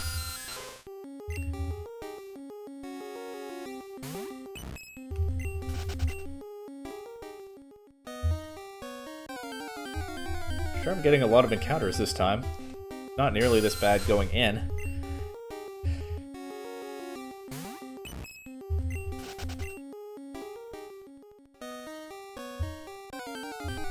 Wow.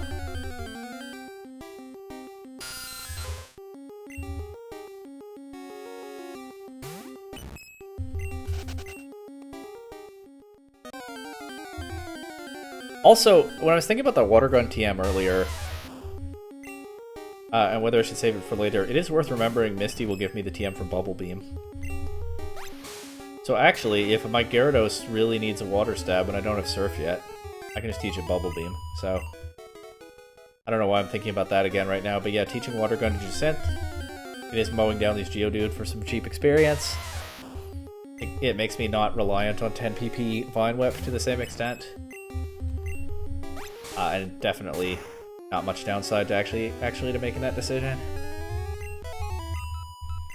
Misty's TM in Gen 1 is Bubble Beam. There's a... I mean, I guess that's not that different from it being Water Pulse in Gen 3, but there's a weird little quirk to think back to. There used to be TMs for moves like Water Gun and Bubble Beam. There are lots of weird TMs in Gen 1. And no doubt I'll be finding more of them as we go. Oh my god.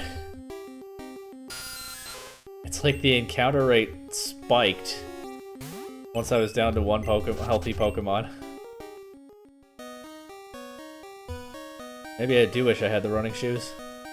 Hard to imagine they'd make much difference at this point. Although, okay, got through that last stretch fine. Hopefully this is the last trip to the Pokemon Center in this area. But we'll see.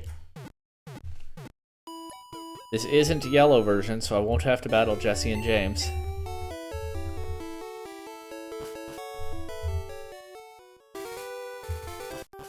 And again, Mount Moon is a slog. It was always going to be. This is honestly one of the worst ones in terms of being a slog that I've personally experienced. But for the first big cave dungeon of the entire series, I mean, it feels pretty appropriate. And I am having fun.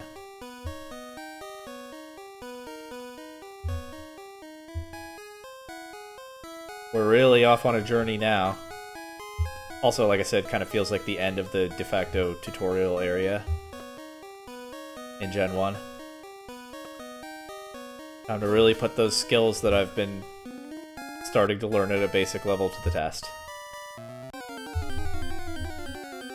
And I'm really on an adventure now.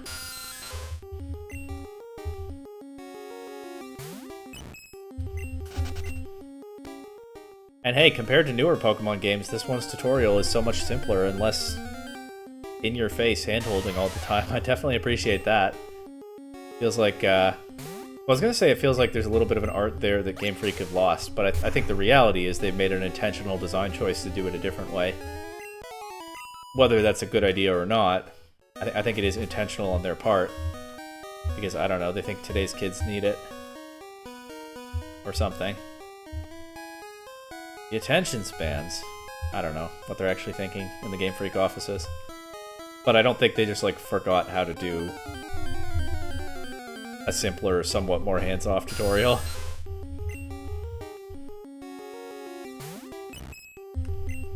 Legend ZA was super weird, I remember. I talked about it the first time when I streamed my first playthrough of that, because it would get super hand-holdy for basic things that are staples of the series, but then some of what was new about the game felt weirdly under-explained, at least to me. Like the things that I actually wanted to learn. It would just kind of throw me into the deep end, but then it would teach me what an item is or whatever. Like every Pokemon game always has.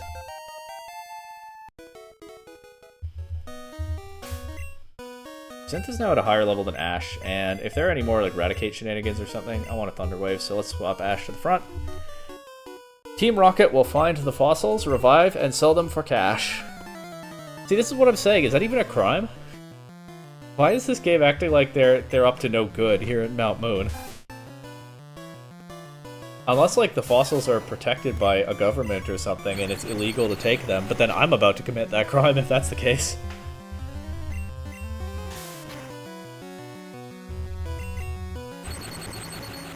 It's a little bit silly.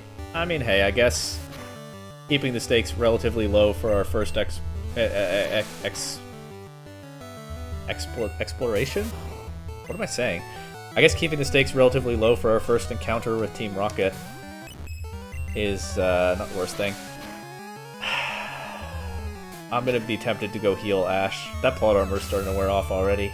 I'm gonna be tempted to go heal Ash after this battle, but I don't think I should because it's another whole trip through here, you know? Oh, and Ivysaur being so weak to bug in this game means I can't just switch to my stronger Pokemon to deal with the Zubat. It's okay, the Pound is doing good damage. And Clefairy is not weak to bug. Ivysaur being weak to bug in Gen 1 is and doubly weak, not just a regular weakness, is so weird to get my head around.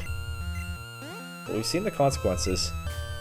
And hey, like I said, a rare moment in the early part of this game where Bulbasaur is not a super broken pick that makes the other two look silly. My team took a lot of damage actually from this one battle. I'm not going to go back and heal yet. I want to push through without doing that. Urgh, now I'm mad. Yeah, me too, buddy. You made me mad. Team Rocket will blacklist you. What kind of threat is that? Okay, it's even funnier when I actually know that the very next time I encounter Team Rocket, one of them is going to try to recruit me, but Team Rocket will blacklist you. Oh no! What, I can't go to your casino? Guess what, I will also be able to do that. Team Rocket... That's quite a mob threat there. You mess with the mob, guess what? We're gonna blacklist you. We don't want anything to do with you anymore. We're gonna cause you trouble by staying away from you. And they're not even really gonna do that. I think there's a Moonstone here. Oh, maybe that's newer games? Nope, there it is. Hidden item Moonstone. Now I have two. Still not gonna use one yet. Alright, yeah, I'm just gonna try to battle this super nerd. I mean, I think Red can handle his team. I don't want to go heal again right now.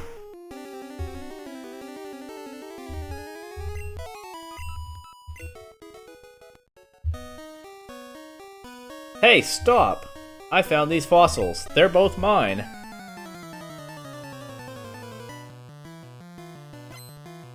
Alright, Super Nerd, 3 Pokemon, Grimer. He has an interesting team for this part of the game. Like, I think this is the first Grimer in the game, right? I guess I'll switch to my Pokemon that can't get poisoned right now. Stable, random move, not tackle please. Growl is fine. Growl is the best option, actually. I miss a tackle immediately, but it doesn't do much back with Pound. Can't disable more than one move at a time. Red's disabled, no more. So now we play the roulette again. Nope, it failed. Okay. That was pretty easy. What are his other Pokemon? Like Coughing and an electric type? Voltorb. Okay, let's just Vine Whip that.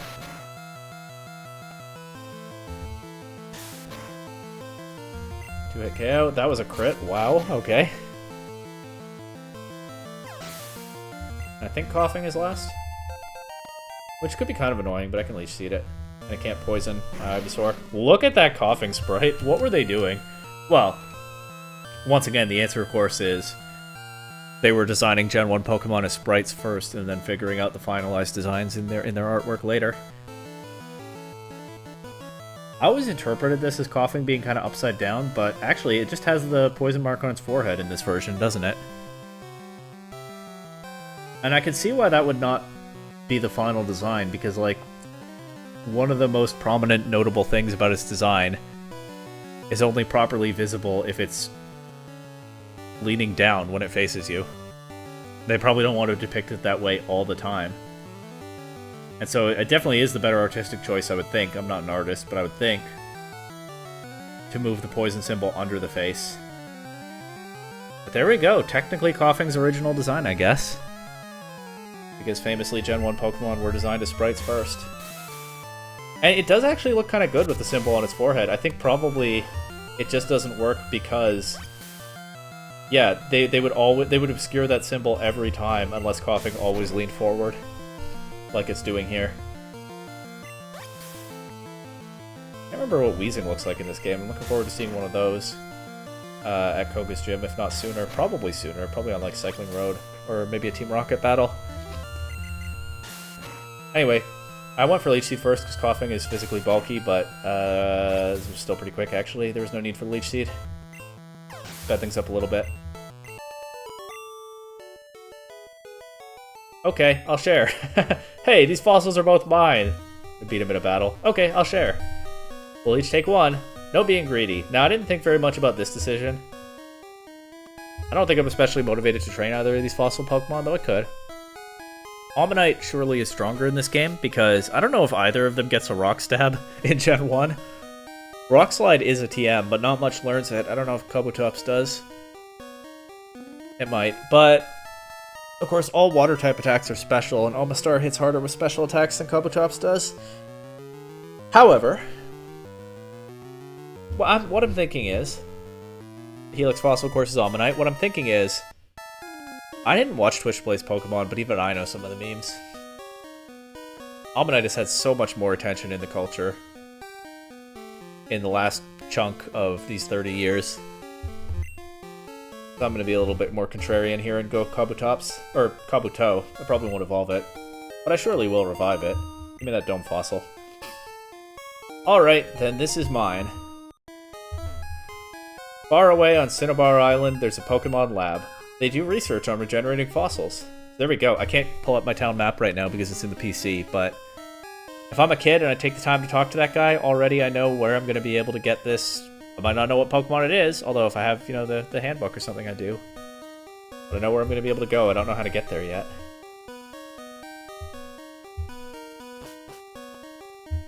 And here's a ladder that leads to a cave entrance somehow. Ladder, doorway. But that's fine, we're out of Mount Moon, that's what's important here.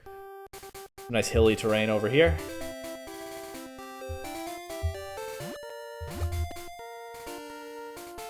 Spot where the Mega Punch and Mega Kick move tutors are in Fire Red and Leaf Green, because those moves are no longer TMs in that game. A lot of those Fire Red and Leaf Green move tutors were Gen 1 TMs with weird moves that were not TMs anymore by Gen 3. Let's see what TM4 is. I have no idea. Whirlwind. I'm pretty sure Whirlwind does literally nothing in Gen 1. Like, I wouldn't want to use it anyway in a playthrough. There's not much use.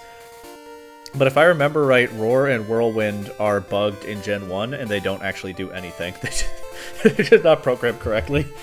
So, great TM. Love having that in my bag. Okay, that is a trainer up there, I think, but obviously I don't have any way to get up there and battle her yet. Another time.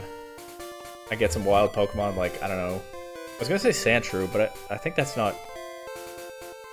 I think Ekans and Sandshrew are version exclusive, and I think in this game I get Ekans, so I think I could get that down there, and like Oddish or something. I don't need those Pokemon right now. Instead, let's press on past this little watery area here to Cerulean City.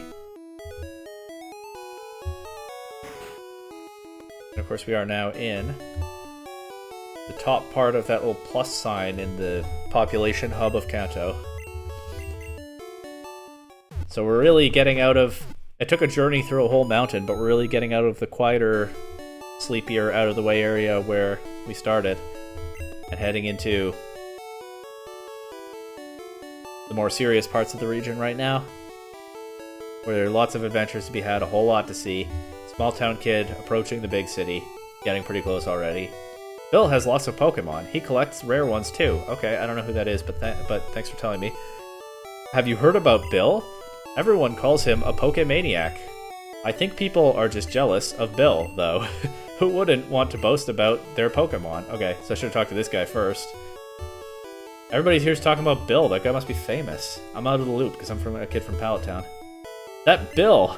I heard that he'll do whatever it takes to get rare Pokemon. Oh, well now he sounds kind of, That's a little questionable. Whatever it takes. Uh-oh. Oh, this is the gym sign? Tomboyish Mermaid. Is this the sign that tells me about the city then? A mysterious blue aura surrounds it. Alright. That's an interesting thing to say about your city. I can see it though, it is true. You're a trainer too? Collecting, fighting, it's a tough life. Slowbro, punch! No, you blew it again! Aw, poor Slowbro. Trainer has her work cut out for her, I guess. Use Repel to keep bugs and weak Pokemon away. Put your strongest Pokemon at the top of the list for best results. Have you seen any rare candy? It's supposed to make Pokemon go up one level. Yeah, but they're not as strong that way, I'm telling you. Anyway, I can probably buy Repels now since that guy mentioned them. Yes, but I can only afford 7. I'm gonna hold off for now, because I'm gonna battle a bunch more trainers before I need them. I can buy more later in one go. Here's a bike shop. Grass and caves handled easily. Bike shop. That's a way, I guess, to plug how good their bikes are. I want a bright red bicycle. I'll keep it at home so it won't get dirty. Okay. These bikes are cool, but they're way expensive. A plain city bike is good enough for me. You can't put a shopping basket on an MTB. I don't know what an MTB is. Somebody tell me. But if you can't put a shopping basket on it, that's not very useful in the city, is it? Hi, welcome to our bike shop. Have we got just the bike for you? It's a cool bike. Do you want it? Yes, but it costs $1 million, and I believe that is more money than I'm even capable of carrying. I can only afford 7 Repels right now. I'm pretty sure I can't afford $1 million bicycle. Sorry, you can't afford it. Come back again sometime. Alright, maybe when I'm the champion. I already talked to her. My bad. Okay. Oh, here's this guy. You're making an encyclopedia on Pokemon? That sounds amusing. Amusing? That's the adjective we're going with? Whoa, that's cool. Wow, that sounds like a lot of work. Nope, it sounds amusing. Alright. That guy trolling me? That bush in front of the shop is in the way. There might be a way around. Maybe. I hope so. I can't clear bushes. Yeah, look at this town map. Look at that. I'm heading into the population centers of Kanto. Still at the early end here in Cerulean City, way up north, but... yeah. Don't have free navigation in these early gen town maps. You gotta go in an order. If I want to revive my dome fossil, of course, I have to make it all the way over there. Still so much adventuring to do.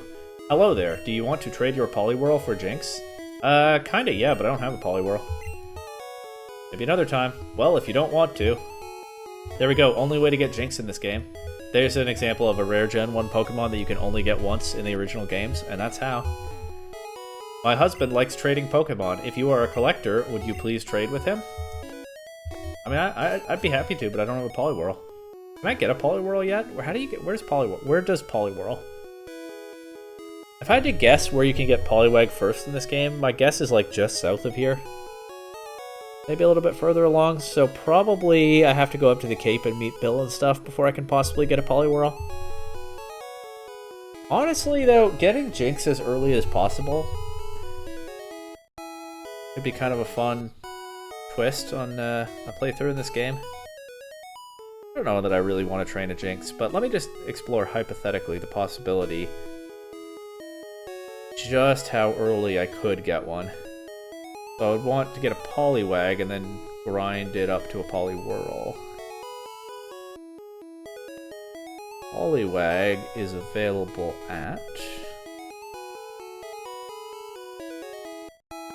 a lot of places.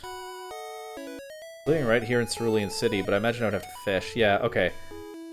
Oh, I need a good rod or a super rod to get Poliwag.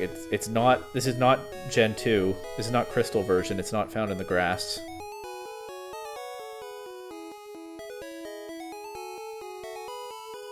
And the good rod is available where? Like Fuchsia City? Alright. Alright, they got me. Game Freak have defeated me. I can't get a super early Jinx. I mean, I could. If I wanted to, which I don't. If I wanted to do some sequence breaking. This is not the playthrough for that, but if I wanted to. I think Misty is the only remaining gym leader that I have to beat before I get a good rod. So I could beat Misty. Deal with the SSN, get cut. Go through Rock Tunnel. I even can use Flash already. Brock's Gym unlocked that. Go to Fuchsia City.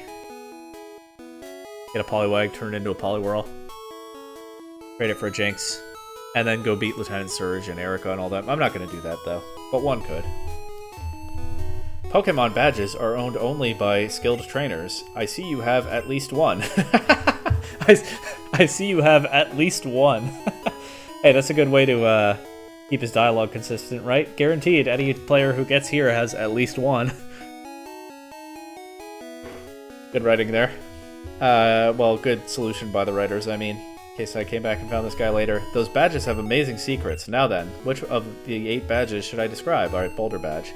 The attack of all Pokemon increases a little bit. It also lets you use Flash anytime you desire. I don't remember how the badge boost works. It is a thing. My Pokemon get a stat boost from me having badges. I don't know the mechanics of it. You'll want to look to speedrunners for that. Speedrunners exploit the heck out of that, but I'm not a speedrunner. I don't know these things. Cascade Badge. Pokemon up to level 30 will obey you. Any higher, they become unruly. It also lets you use Cut outside of battle. Okay. The Thunder Badge. The speed of all Pokemon increases a little bit. It also lets you use Fly outside of battle. Rainbow Badge. Pokemon up to level 50 will obey you. Any higher, they become unruly. It also lets you use Strength outside of battle. Oh, so it's all the in this game, it's all the first 5 badges that unlock the HMs, right? Because there only are 5 HMs. And the Soul Badge is definitely going to unlock Surf. The defense of all Pokemon increases a little bit. It also lets you use Surf outside of battle. Alright, so they get those out of the way quickly. Tying the HMs to the badges. I didn't realize it was just the first 5. Of course, you don't have to go in this order. From Lieutenant Surge to Blaine, you could do any of these 5 in any order, except that Koga has to be before Blaine, because you need to unlock Surf to get to Cinnabar Island. And of course, in the anime, Ash actually took on Sabrina before Erica or Koga. But if you are going in the intended order, it's just the first 5. Huh. Anyway, so what about the last 3 badges then? Marsh Badge. Pokemon up to level 70 will obey you. Any higher, they become unruly. And that's it? Okay. Volcano Badge. Your Pokemon's special abilities increase a bit. Now then. Oh, that's it? And then Earth Badge, all Pokemon will obey you. That's it. Okay. So there are 3 increments of Pokemon obeying you. At 2 badges, then 4 badges, if you're going in order. And then it jumps to 8. A badge stat boost is every 2 badges, starting with the first one. So all the odd-numbered badges, and there are 4 stats to boost, because special is 1 stat. And then, yeah, the HMs are out of the way in the first 5. Okay. I never really parsed all that before. Wait, I can actually go through this guy's back door? I didn't think I'd be able to. I'm in his backyard. Look at this water. Look at this guy with giant hair. Standing in front of the mountain. Obviously, that's not what it is. It's a regular-looking guy with a cave entrance behind him. But as a kid, absolutely. That looked like giant hair to me, and I know I'm not the only one. Did I check this guy's garbage? Well, there's nothing there. Look at that guy's hair. Okay, you get it. Don't tell me you didn't see that. Growing up. Oh look, a Team Rocket grunt. That's good and fine and peaceful, I'm sure. Well, I'm blacklisted, so I better stay away from him. The people here were robbed. It's obvious that Team Rocket is behind this most heinous crime. Even our police force has trouble with the Rockets. Police in the Pokemon world? You know, that's some early installment weirdness right there. You know it's an early game when they have a police force out investigating crimes. But also, I think I might know where the culprit is. I don't think he's gone very far. Just a hunch. Also, this was set up earlier, right? The very first mention, or maybe it was the second one that we heard of Team Rocket, was that they'd attacked Cerulean City. And now we're still seeing the fallout from that. A little bit of storytelling there. And I think I might know where the culprit is, but I'm blacklisted, so I'm going to stay out of this. And that already, I mean, I'll go up to the Cape probably next time, because I don't think I need the experience to take on the gym, so I think that does just leave the gym. You're a trainer too? Collecting, fighting, it's a tough life. Thank you, someone understands. Let's keep Ash in front of the party. But I think Realistically, Red will be the ace against Misty herself. So let's go. Nice swimming pool. I don't know if you can catch wild Pokemon in this pool in Gen 1. In Gen 2 you can. I'll have to come back with a fishing rod and find out if I remember to do that. Yo, champ in the making. Here's my advice. The leader, Misty, is a pro who uses water Pokemon. You can drain all their water with plant Pokemon, or zap them with electricity. I do intend to do both. Plant Pokemon, though. Interesting. Blue already beat her. I've got to catch up. Splash! I'm first up. Let's do it. Yeah... Pokemon dialogue was not quite the same back in the day, huh? I have been saying that some of the people hyping up ZA dialogue are sleeping on how good some of it was in earlier games than that, but maybe not this early.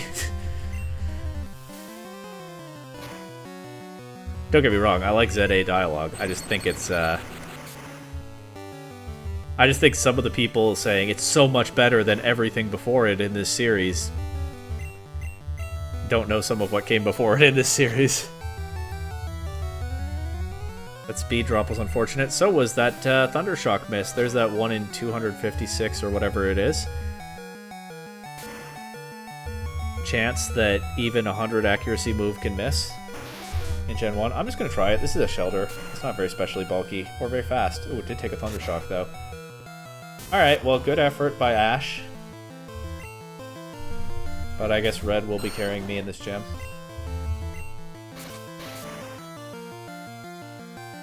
I'll go heal Ash for the other gym trainer. I'll give it an honest try. That can't be. Misty is going to keep improving. She won't lose to someone like you.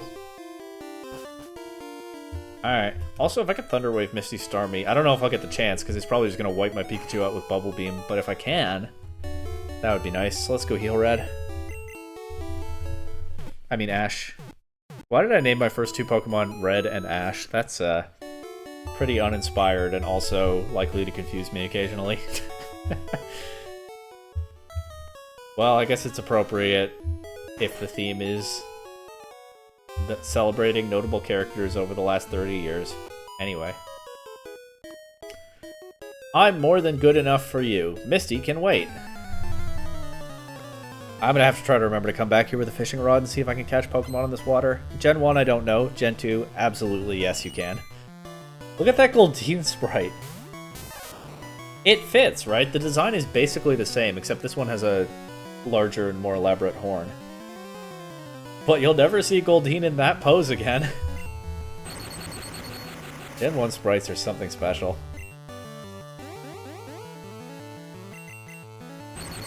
Look at how much attitude that Goldeen sprite has, too. That's way more personality than I've ever seen that Pokemon show since. I love it. And the horn is more impressive. Alright. Ash was able to handle this one. You overwhelmed me! Oh, I haven't been remarking on junior trainers. You have to face other trainers to find out how good you really are. Yeah, so there are youngsters and lasses in this game, and then there are also the other trainer class of junior trainer with both male and female versions in later gens. Again, like from Gen 2 on. Of course, those turn into camper and picnicker. But for now, they're just junior trainer male and junior trainer female. That one felt kind of weird to me, picking Gen 1 up second after having already played Gen 2 and fought a lot of campers and picnickers in those games. But anyway, here we go, second gym leader. Brock looked impressive, but my starter was super broken against his team. Let's see about Misty. Hi, you're a new face. Trainers who want to turn pro have to have a policy about Pokemon. What is your approach when you catch Pokemon? My policy is an all-out offensive with water-type Pokemon. I've never been sure what I think about that dialogue. But like, I get what she's saying. I don't know that she's really saying much, though. Or what it does for a character, but in Gen 1, when that Starmie is going to come in and spam Bubble Beam, it fits. That's a pretty tough all-out offensive. I've had a lot of playthroughs where I lost to Misty on the first attempt. I think I'm going to be okay here with this team that I have. Plot Armor crit, Plot Armor full para. But But I've had a lot of playthroughs where I lost to Misty on the first attempt and then went and did a bunch of other stuff before coming back to battle her again. I mean, you can even do the SSN before battling Misty. Okay, no Thunderwave into Starmie. You can't beat Lieutenant Surge first because you need to be able to use Cut out of battle to get to his gem. X Defend. Well, that's fine. That doesn't. Vine Whip is special. It's Gen 1. Whether a move is physical or special depends on its type. And she's going for Tackle now instead of not very effective Bubble Beam. So yeah, Ivysaur once again just kind of shuts this gym leader down. But if I had a different starter, there's a good chance I would end up even at least going and doing the Cerulean Cape before this, and maybe even the SSN, and then coming back here. But unless you're facing a Zubat, Bulbasaur is super broken in the early game of Gen 1, so no need for any of that. Unless she heals Starmie here, and I don't know whether she can. The Leech Seed damage will do it before this next Vine Whip comes out. Tackle crit, still not very impressive. Yeah, if I'd picked either other starter, I think Misty would would put up more of a fight than that. She does end up looking kind of weak here, but that's just Bulbasaur diff. Not the greatest showcase of that all-out offensive. Wow, you're too much. Alright, you can have the Cascade badge to show you beat me. I got a lot of money for that. I think that alone more than made up for losing to that Rocket Grunt. Maybe I can buy a bike soon. I'm a temporarily embarrassed millionaire, as long as I keep beating these gym leaders. The Cascade badge makes all Pokemon up to level 30 obey. That includes even outsiders. They really were trying to make outsiders a thing, huh? Someone explained that earlier, right? Like, a Pokemon that you got it. I think there was an NPC last episode who was like, a Pokemon that you got into trade is called an outsider. And now here's Misty just dropping that term, and that one did not stick at all. But they tried. There's more. You can now use Cut anytime. You can cut down small bushes to open new paths. You can also have my favorite TM. TM11, it's Bubble Beam. And honestly, Bubble Beam is a pretty good TM for early in this game. I could teach it to my Clefairy. I'm not gonna. I'm just gonna stick with Water Gun. But that would give me a pretty solid Water-type attack into Geodude and stuff. If you're playing through with like a Nido-Reno, you could have a Nido-King by now, right? I didn't even try to get either of the Nido, but those are famously super broken. Once again, see like any speedruns of Gen 1. Because they evolve into Nido-Reno or Nido-Rena at level 16, and then you can already have the fully evolved one by now, with a Moonstone from Mount Moon. High stats for this point in this game, and there is the trade-off that they don't learn a whole lot of moves by level up after evolving with a stone, but they're compatible, as Gen 1 Kaiju Pokemon, they're compatible with a bunch of TMs. So you can teach your Nidoking Bubble Beam, you can teach your Nidoking Thunderbolt when you get that TM from Lieutenant Surge next. My point is, Bubble Beam feels like kind of a silly TM, but it's actually pretty good for early Gen 1. It's a solid move to have available. I'm going to hold on to that TM. I might end up wanting to teach it to my Gyarados or something, maybe somebody else later. No need to use it right now. TM11 teaches Bubble Beam. Use it on an aquatic Pokemon. That's all she has to say now. And that's 2 badges, so that's the episode. There's going to be a lot to do next time. Cerulean Cape, find out about this Pokemaniac everyone's talking about. The SSN. I don't even know if I'm getting any new team members, because we're definitely getting into more winging it territory with the team from here. I should start trying to train salesmen too. It's going to take a while to get a Gyarados, but it's going to be worth it. So, hey, many things potentially happening next time. We'll find out. See you then.